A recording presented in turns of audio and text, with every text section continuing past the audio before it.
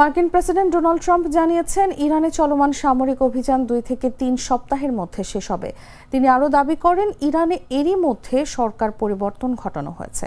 তবে সাম্প্রতিক বিভিন্ন প্রতিবেদনে দেখা গেছে যুদ্ধের সময়সীমা নিয়ে ট্রাম্পের বক্তব্য বারবার পরিবর্তিত হয়েছে।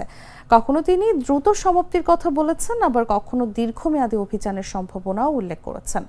এদিকে যুক্তরাষ্ট্র সরকার সৌদি আরবে অবস্থানরত নিজেদের নাগরিকদের পরবর্তী নির্দেশ না দেওয়া পর্যন্ত ঘরের ভেতরে অবস্থান করতে আহ্বান জানিয়েছে। এক বিবৃতিতে মার্কিন পররাষ্ট্র দপ্তর জানায়, রিয়াদে অবস্থিত দূতাবাসে কর্মরত সব মার্কিন সরকারি কর্মচারীকেও একই নির্দেশ দেওয়া হয়েছে। বিশেষ করে হোটেল, মার্কিন ব্যবসা প্রতিষ্ঠান এবং শিক্ষা প্রতিষ্ঠানগুলো সম্ভাব্য লক্ষ্যবস্তু হতে পারে বলেও সতর্ক করা হয়েছে। 200-র বেশি সার্ভিস ও ফিচারে লেনদেনের সব বিকাশ অ্যাপে সম্ভব।